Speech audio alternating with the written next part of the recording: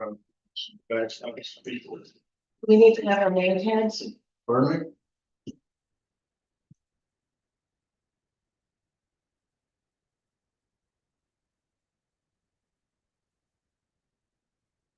Sure.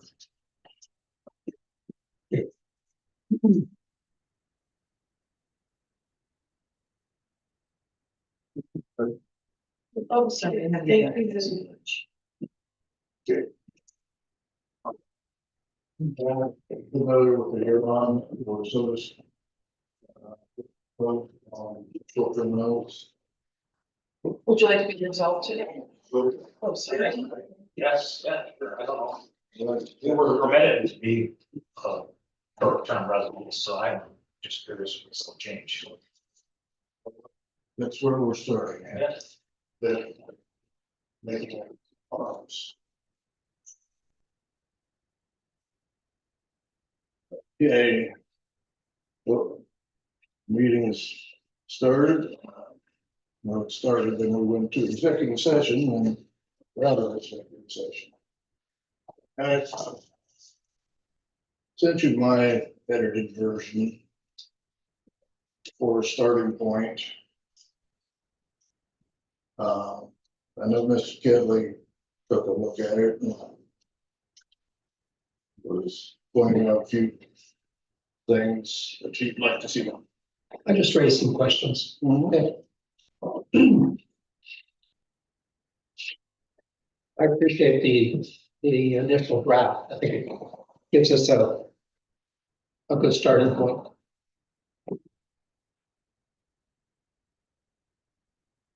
Okay. Well, let's just go starting it. I don't think there's any controversy on the title. Okay, general intent. Comments.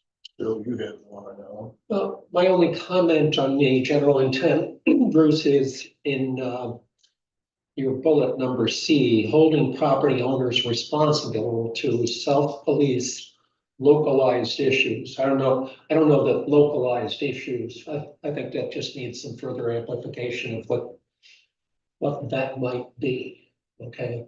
I agree that property owners should, at least in the first instance, exercise responsibility over it, and they should be the first point of contact if a neighbor has an issue, or if a tenant, if one of the renters has an issue. But I don't know how far we expect them to carry that responsibility, and I think we should define that in some way before we get all done. I agree. I'm moving to the best area. What I intended was just self-police issues involving their residents. You know, whether it's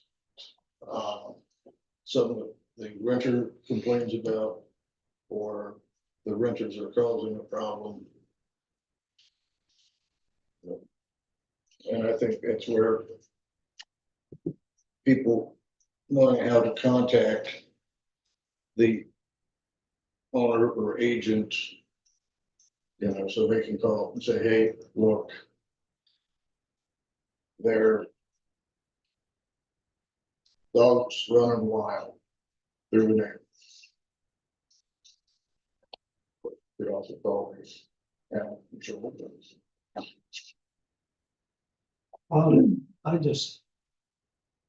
I think the tone of that general intent,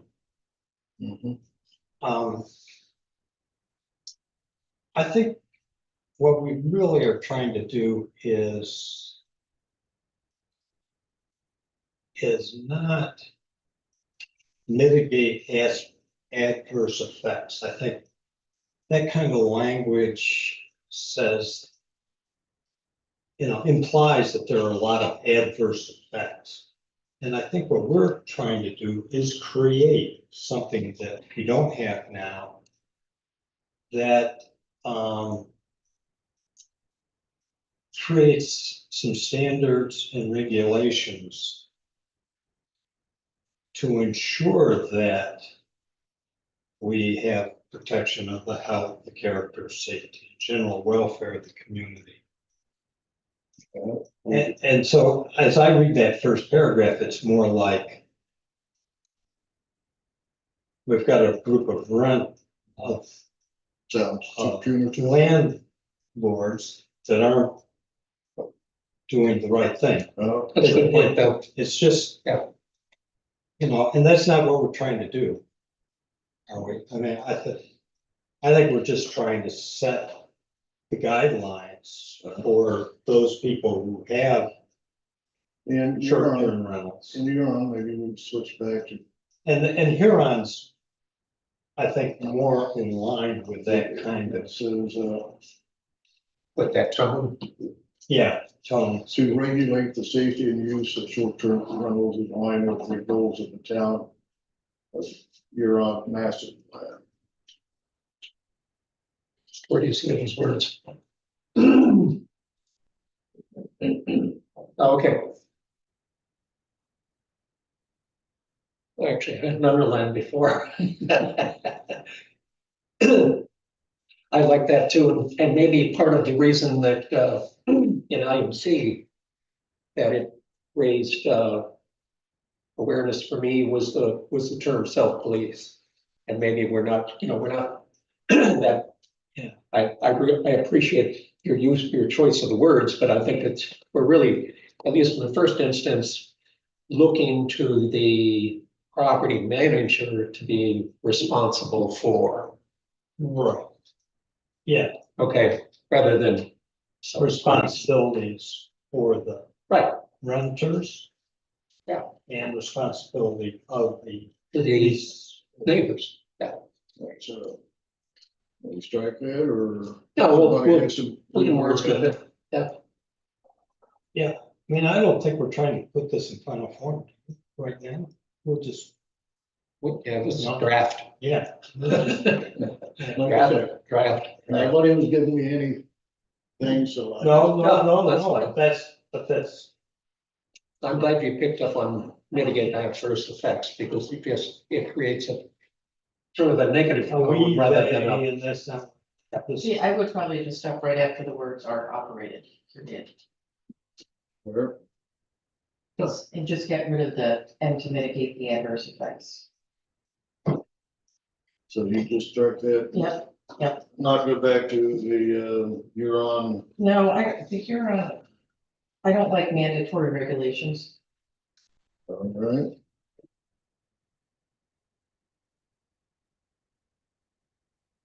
Although code will be, Hmm? although code will be. Yeah, but words matter. Yeah, absolutely, yeah. I think we can work with that though. Okay. Any more ideas On general intent? No. Okay, definitions. You're on, only had one, and that was what a short-term rental was. Oh. Okay. One of the things I thought maybe we wanna do here. Which gets to.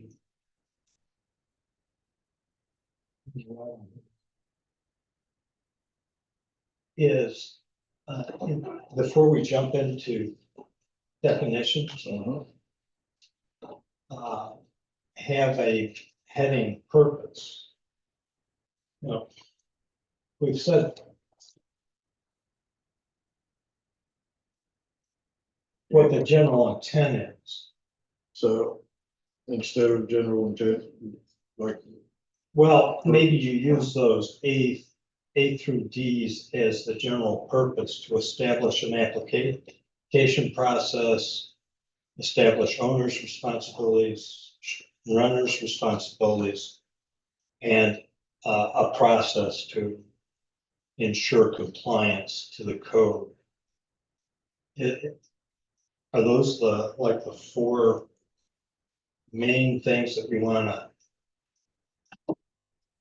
rattle those off again, please, Bill. establish an application process. Then we want to establish what owner's responsibilities will be. Good. Establish what the renter's responsibilities, Yes. if there are any. And then what's the process for ensuring that there's a compliance to the code? Great.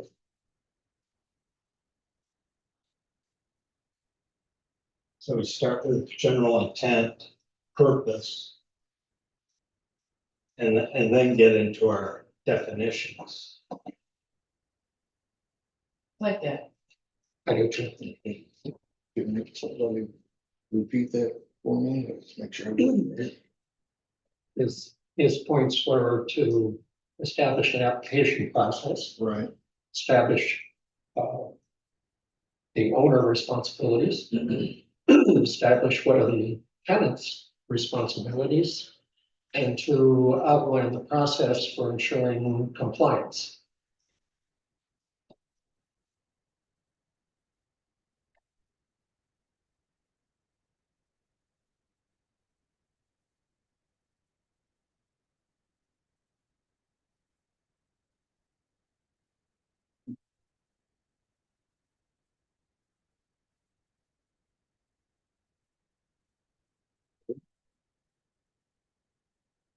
we would basically strike that last piece there and those.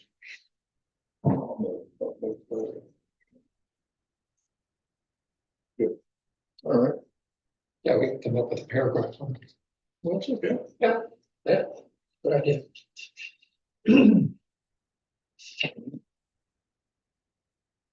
If we're moving on to definitions, my initial thought was under the definition of property or short-term rental, that we define it as being, yeah, I'm throwing this out as a question more than a statement. Is it limited to any single family residence? That was my question also, because we have duplexes Yes. or triplexes or quadruple We got a plexes. triplex, Sylvia and Eric. And they got a fourplex. Matt, how many you got down in the, lodge? Six, And 4. and eventually 4 up at the church, right?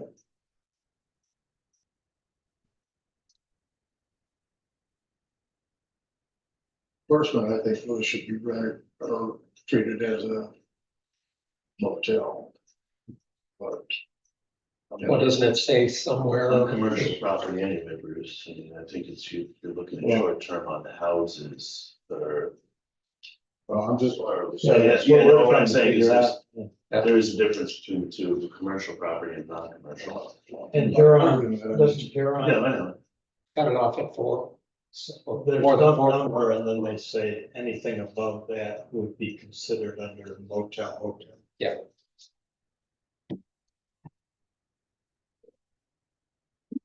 We do have currently a couple houses that have been subdivided into apartments.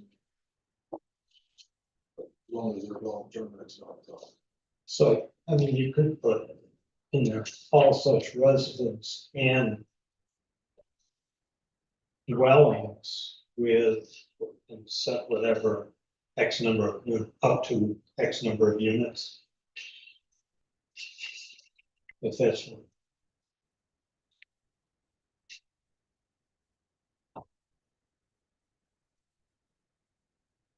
Well, that's what initially Bruce had proposed, was all such residents or dwelling units used for short-term rental. Yeah, but if we want to find the number of units per location,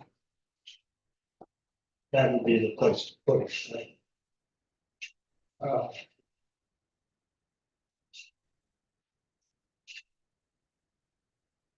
Well, at least Because anything over that is gonna be in another class, motel, hotel.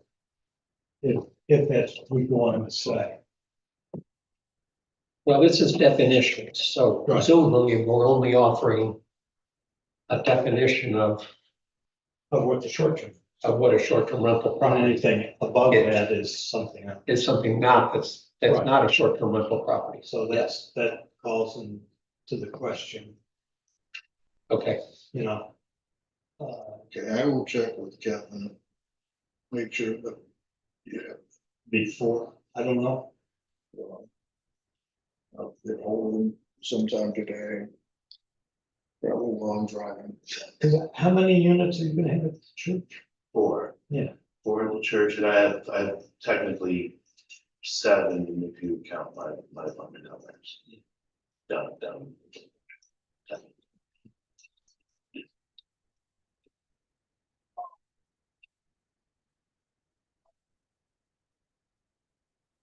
At the lodge, are those self-contained 7 units with with kitchens? No kitchens, Right. self-contained, But separate. no kitchens, No right?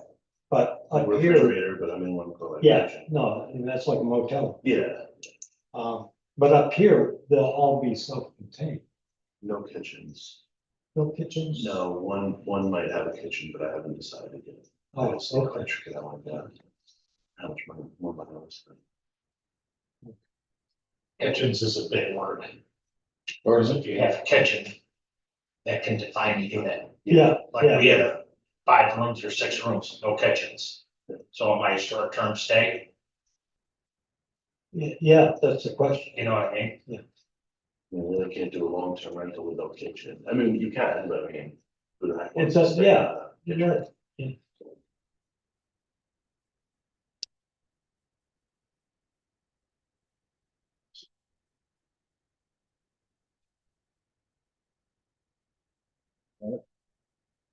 that's a good distinction, perhaps. Yeah, it may have to Yeah, define what that dwelling unit is. So how long what's the longest that those people that come with no kitchen will stay overnight usually? 30 days is what, I mean, you have workers, people that work, Or you know, like. in those long-term units, workers or and they don't something. care. They don't just care, going because they out get per diems, they go to Jack's for dinner, they go to Bay Street or whatever, you know what I you mean? get the So. good A workers. Get any workers with Yeah. long-term, That's why power line for guys, them, if they're on Bay Street. you know? So, And then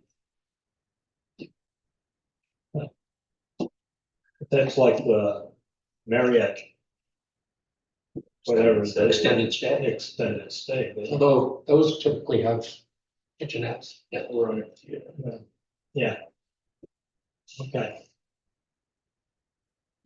More thoughts to follow. yeah, Um, Next, thought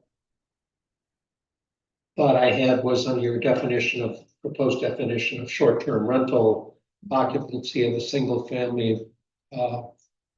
We use the word property as opposed to premises because we're defining property for a term of no more than 30 days on 2 or more occasions during a 6-month period. The rest of that, though, I didn't really see as being definitional as opposed to more regulatory. So yeah. I would propose taking that, just not throwing the language out, but Just moving it. moving it Yeah. just somewhere else inside the document.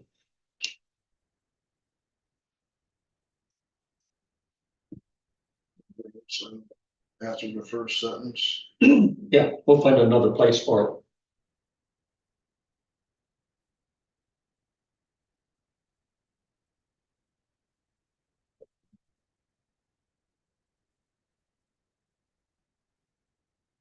And I like the notion of sleeping area, although the language tends to often refer to bedrooms or that sort of thing, but I think the concept of sleeping area is a good one. well.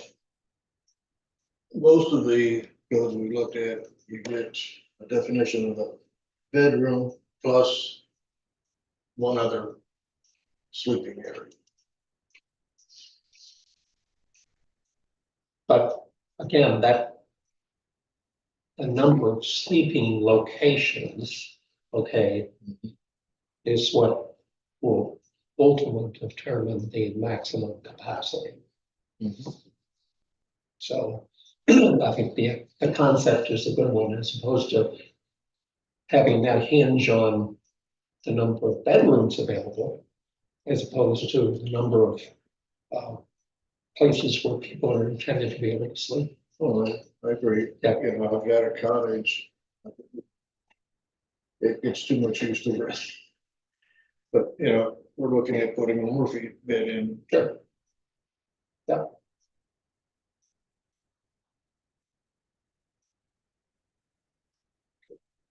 On, is there a need for any other definitions?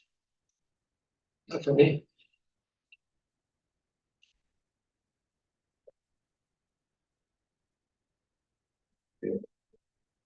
Janine, any ideas of? No? No, I hadn't really focused on this. Okay.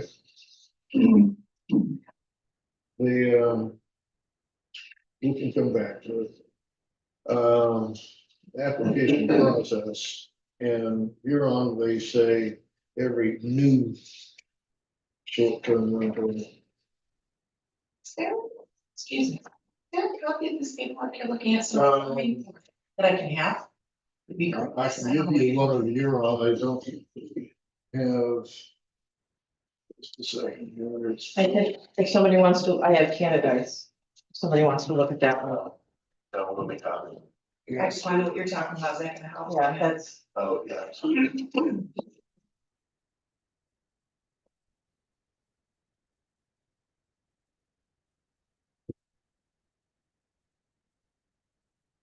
Here, here's the town of service, which is almost word for word the same as you on. Part of what we hope to do is have a little consistency around these three days. Thank you.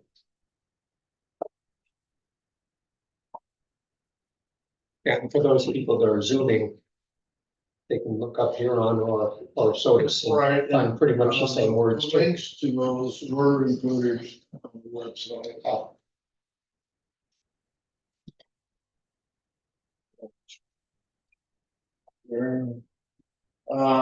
It says every new short term.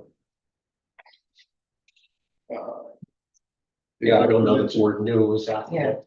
Yeah, I would strike the word new.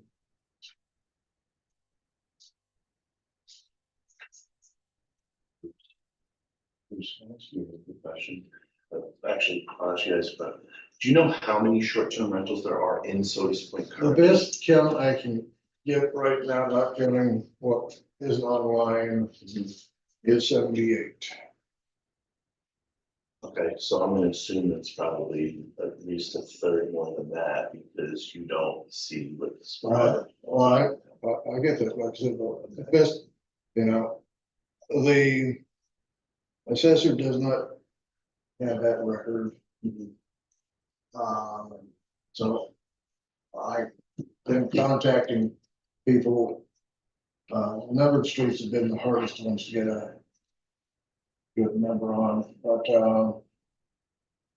so I've had people on each of the streets. You guys know the heights. You know the loop. And so that's the best count I've gotten so far, 78.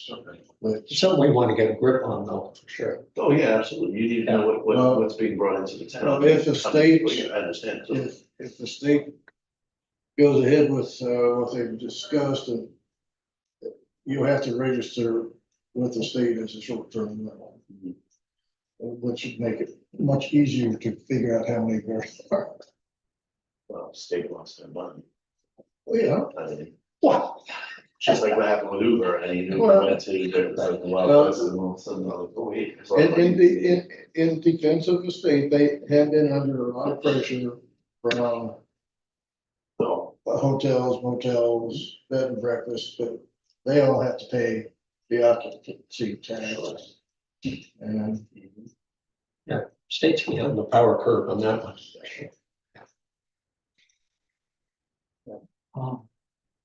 So under, is it building department or is it? Permitted by, you're right. This is, yeah, no, I mean, was a section I haven't changed, that should be changed to code enforcement. Code enforcement department.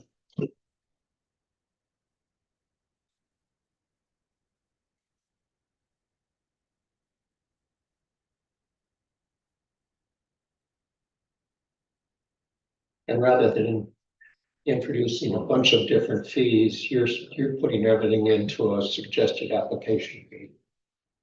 So rather than having an application fee, a special permit fee, an inspection fee, you're just saying an application fee. Yeah, Yeah, I didn't like having all those different fees, thought that was Right. cumbersome. right.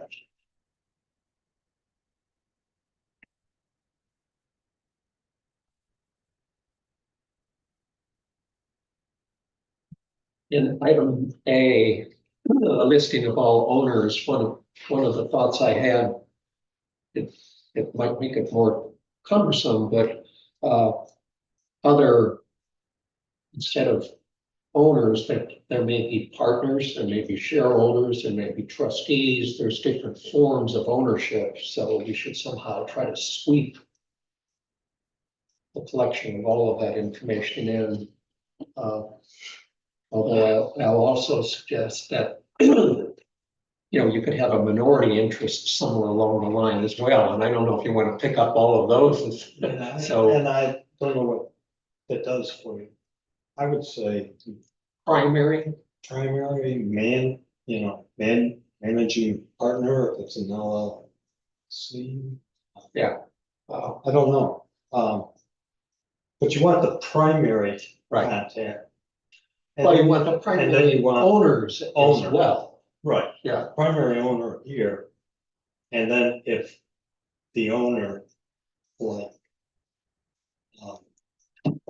in Eric's and Sylvia's, they have a rental agent over here who they you see as definitely the want that primary. person as the contact You'd person. like them both. Yeah, you like owners as well as contact, primary contact. Yeah. I would expect. And that's what B does, is the contact person. Right.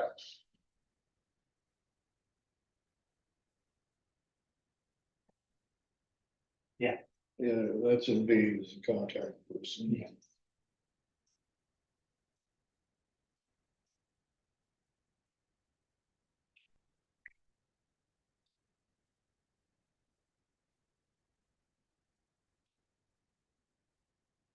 Do we really care about the hosting platforms where it's advertised? Because I would imagine that owners are gonna be, they're gonna be playing the field with that. Am I wrong on that?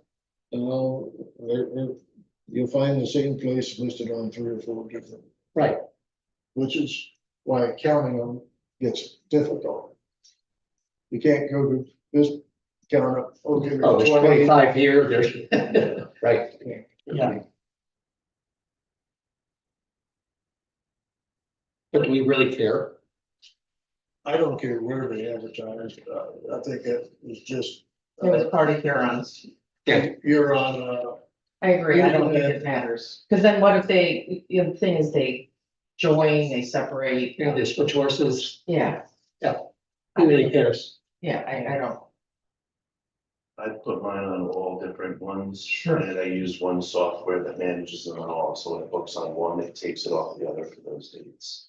So, but I wanna, obviously, I'm selling rentals, so I wanna get it as much. as- Right, but it's like, it doesn't, you know, it But it doesn't, shouldn't affect you guys, Right, I mean, so- you just wanna know that there's a rental there, right, that's all you care about. Well, and from a, we'll talk about this as we get down into it further, but if depending upon how deeply the village gets into the processes of the owners, the village becomes more liable, frankly, okay? And so I think we want to keep a good distance away from creating liability on the part of the village. So, I would suggest, With striking C. Yeah, I agree. I just want to say about the Airbnb thing about liability and stuff. Airbnb, I can file if they damage something. I don't think that's only just inside my building. I think they do damage exterior, damage outside, that they can claim. So, that's something too that's good. about they can those claim on websites. that. The owner of the building could say, hey, listen, so if you went back and said, hey, this is damaged by the renter that was there, you get the money back from the renters. I wonder what the liability in there is. But you were saying about how people are held responsible for certain things. The nice thing about like Airbnb saw is that it does reimburse quite easily too. But that's unique to Airbnb. Well, Yeah, VRBO does it too, but they're more difficult. They all do it. But Airbnb, in my experience, is the easiest for anything, for it, they were the easiest.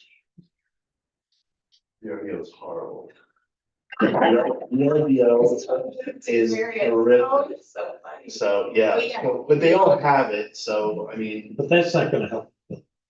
well, it does if somebody damages something in the village and you hold the owner responsible. Maybe. Well, Maybe not, I don't know. That's because our contract isn't with any of them, Oh, correct, yeah. so.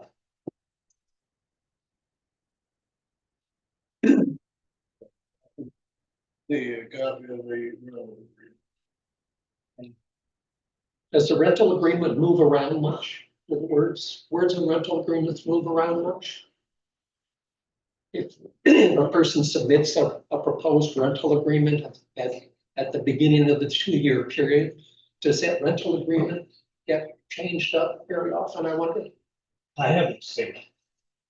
Yeah. In fact, I've seen. You've seen the same one for several years. From one owner to a new Yeah. owner, so. Oh, okay. Nobody wants to change it. Yeah. It's a lot of money. And they usually are covering themselves for Yeah. everything, Oh, yeah. so. I don't think that's going on. Okay. Unless you're a new owner, you've taken over something. And Then there you, might be a and you wanna tighten it up. That's got no agreement. Then you do that. I would think every bad experience would result in a change to the rental agreement. Right. That's why I'm not a landlord. Right.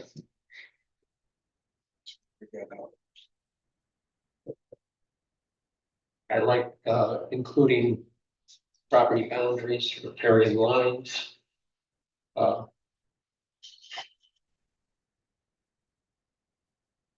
The required parking areas, make that plural. I didn't understand in item C. I get the dimensioning of the floor plans, and if applicable, identifying house utilities. What's that about? well, if you need to shut the gas off, you should know where it's at. Oh, If, so breaker box, breaker box. water, gas, yeah. It's like, the example we were given. About the house down there. Yeah. The gas, people taking the stove out and had to cap the gas line and. Yeah.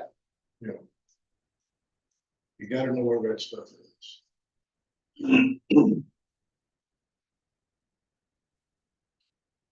Is that the renters taking a stove out? You will be amazed at what this still. I unwittingly purchased and had to. A stolen refrigerator. It was on Craigslist. Went to the place, got help, loaded it into my truck. Turned out. He was being evicted and he sold the refrigerator. So I was out my money. And a refrigerator. I thought you were gonna tell us the refrigerator works great. And the refrigerator works great. They're dishonest people. But you guys know where the shut off is to the gas outside my house, you know where the shut off is to the water outside my house, I mean, we redid the whole streets. and Well, the everything. gas company does. The gas company does, I mean, well, right next to the gas. That, Yeah, when I bought my house here on B Street, I was having it, the furnace inspected. They detected a gas leak. Over by the meter, but it's an old house, the meter's inside. Well, long story short, they had to find the shut off, that it had been buried. How many people down here still have a inside gas shut? Because I just had people in churches want to put outside. So they used to be inside. I don't want that anymore. But anyway.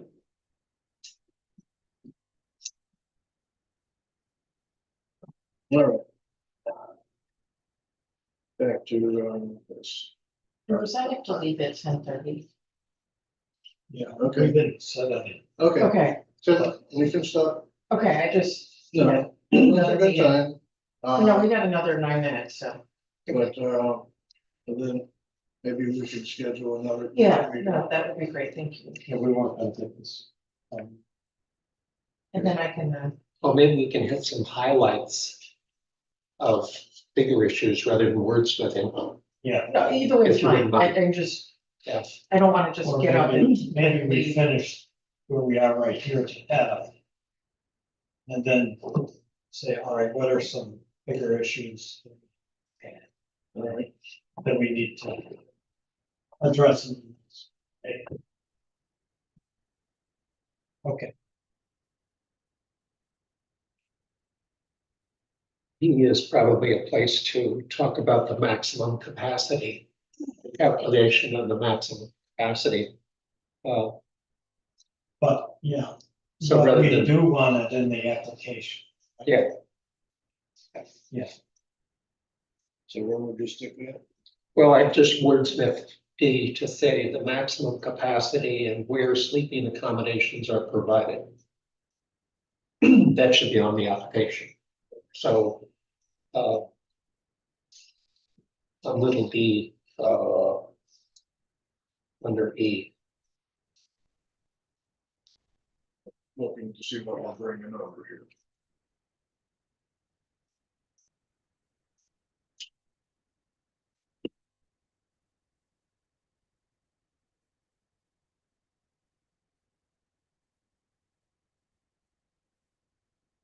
But that's just words.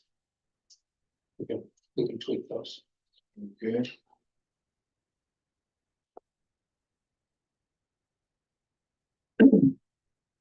Under house rules, it seemed to me a glaring omission that house rules should contain what that maximum occupancy can be. We should tell the renters, okay, it's part of the application process, it's on file with the village, but the renter doesn't know.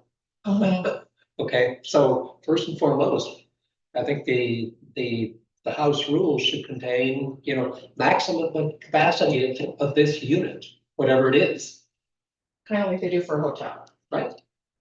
Should be in the rental agreement. Let's see. No. Of course. They're gonna say, well, they're just visiting, they're not staying all night. All right, So but we're talking occupancy, right. okay? So When do you start counting them as a hockey? they're hanging around there. They're eating and sleeping. I think and as opposed to or. That's probably not gonna come into play until after there's been a bad event. And then we're gonna find out that there's a unit set up for 6, but you had 12. And your unit was in violation. And that might it might affect the people who are running it, say. There was something that went on there that was illegal. You know, and it might affect the landlord. If that were to persist without any monitoring of his property. That you're set up for 6, but you're running for 12.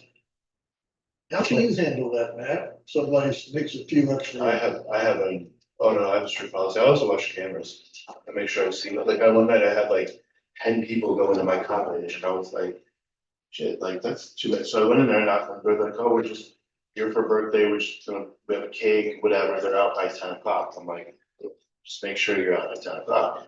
And sure enough, they were out, and they left, and the 3 people were there, so they're usually pretty good. You'll get where they sneak a guest in. You know, 1 person, maybe 2, because they don't wanna pay the extra, like, 'cause it goes up, like, okay, you have a minimum, say that there's 4. And then they sneak 2 extra in, well, the 2 extras should be $25 each, you know, and they're like, yeah, we don't wanna pay that, so we just put 4. I don't know, sometimes I let it slide. Yeah, but, Depends yeah, what kind of mood I'm in, you know. but you're unusual. But I have the bed space for him, I mean, maybe 1 sleeps on the couch, but you're not gonna be able to control that, and control it too much. But within reason, I just don't want my stuff destroyed, Right. you know. But I'm glad to hear you say that, Matt, because what we're looking to do is put the landlord or the owner in a position of responsibility for that. So they should be interested in that. Listen, it's my property, I'm gonna make sure it's okay. Yeah. So I don't want a party house, I don't want a ton of people in there, I make sure that they, and I've thrown people out before that have been completely belligerent and drunk and loud and all that, hey, you gotta go. Like, I don't want that there, I don't want that, you know, in this town, so, I mean. We're all responsible for our own stuff, you know, but you have locals that do that. Right. Do you know what I'm saying? So Oh, yeah. I have locals that behave worse than some of the worst renters I have. So, you know, I mean, what are you gonna do? Well, as we've said repeatedly, don't wanna punish. But, you know, 90%, 95% of all the short term are responsible for managed. It's that bad little proof. You're gonna get it, and then you're gonna try to avoid it, but no matter what you do, you're gonna get.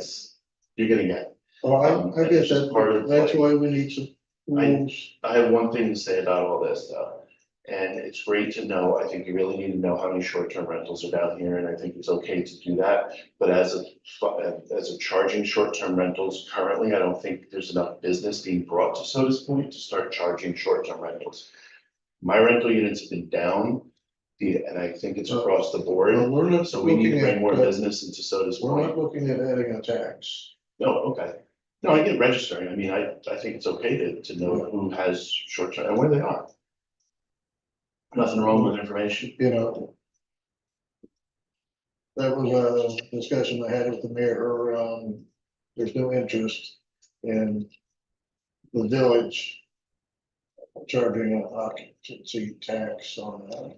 Yeah, I think any cost to this, like, application fee is simply trying to cover the cost of staff handling paper Yeah, because versus you got the. a revenue source to Then the you gotta village. have. Somebody go in and make sure that everything you said is there. And you do that every 2 years and. Well, I mean, I've said to people, the problem with the short-term rentals is you have a lot of people that don't care about the town coming into the town, throwing garbage away. It increases the amount of cars coming in and out of the village, you know, all that stuff. So I understand that there should be a cost to that at some point, but increase the amount of business coming into town. And then we can start talking about what the short-term rentals should be responsible for at that point. Well, You know, I mean, as Between maybe the- garbages or maybe getting a business group together, that all the short-term rentals are part of a business group in this town. You know, we help the Jacks and the 650s as well, as much as they help us. I mean, Jacks helps me a lot because they have bands and all that stuff, you know, people want to stay. Well, I get that. I mean, we all can work together and make this work. I mean, That's you what we're know, hoping. hopefully, you know? That's what we're hoping. Yeah. Okay. All right, it's 10:30. What day would be good? Any day would be good. Our next regular meeting is. Good. No.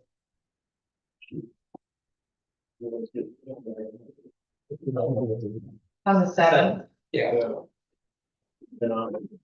A half hour before really does give time. This is the good format. Right. For this. So is there a day and a time that people would be able to do this again? I'm out of pocket starting for about a week or 10 days, starting on the first. But I can also Zoom if it's time to Zoom. Are Tuesdays good or bad? Tuesdays are usually good for me. Yeah. Except for the second Tuesday, Right. and I've got sale camp, I can Do you guys know? sale camp, Again? Sale sale camp, camp. like sailing over the bounding waves. Oh, yes, it's all year round. All year round? Our 7-week program causes the treasurer to work year round. Yeah, the second Tuesday is not a good Tuesday. Not good for you. Okay. All right, How about Wednesdays? super. Janine, you got the heaviest schedule. What, It depends on the Wednesday, but I can make it work. Yeah. Do you want to meet on the second? sure. Wait, you're gonna be away. That's fine, I'll call. You calling? All right. I actually won't be able to call in a second, but go How ahead. about with the me. first? Yeah. How about the first? That was, doesn't work for me either, Okay, so. Which day? how about the third? No, Yes, I'm gone. Thursday, so okay, meals on. How about the 9th? I'm free on the 9th. Which is, That's a Wednesday. Wednesday. Second Wednesday. have to. No, I don't.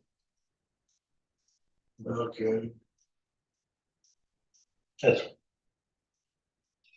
Want to meet an hour before our meeting on the 7th?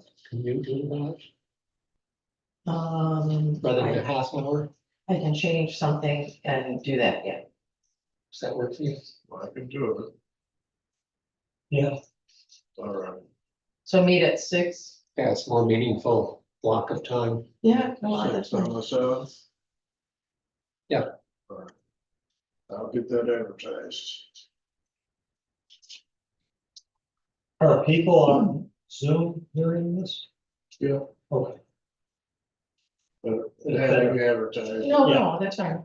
no, but it helps them. Yeah. No, Man, I appreciate your input. No problem. yeah, that's really helpful. Yeah, because it's, sometimes we're just guessing, I think.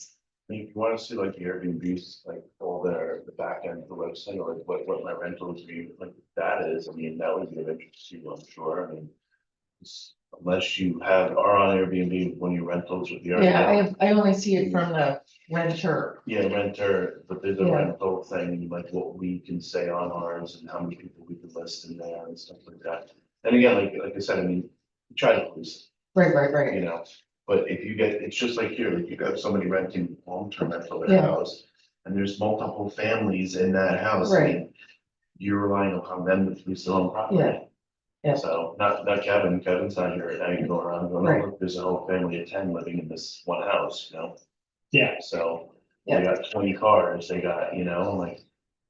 You need to, you know, All right.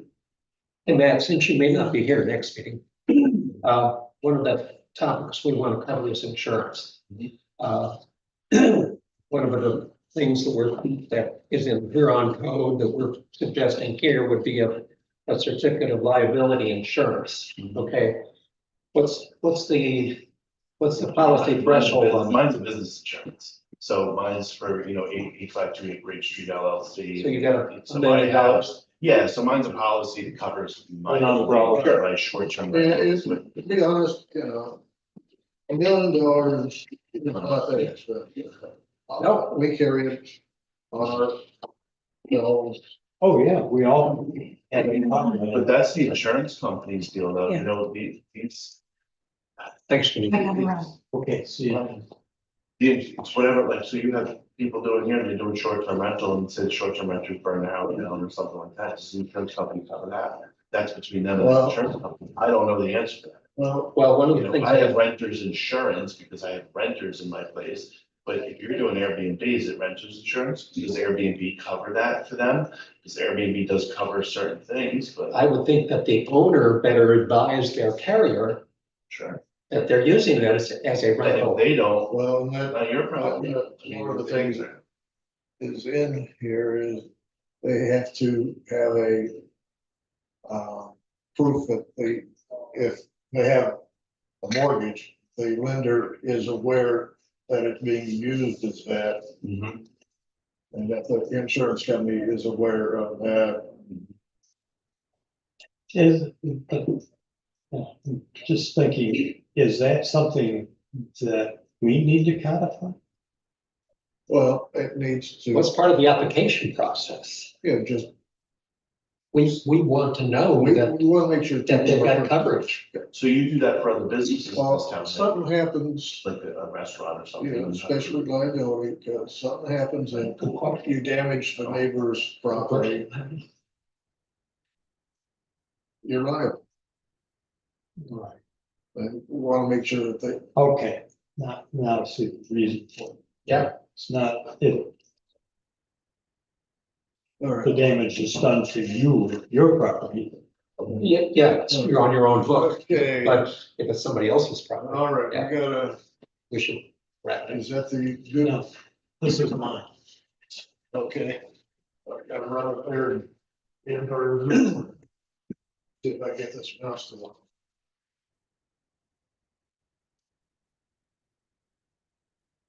All of you on Zoom, thank you.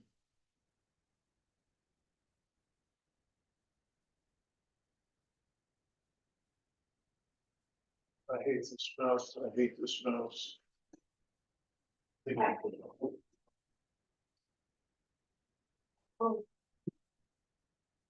you very much. Thank you. Good to see you guys. Thanks, Val. Good.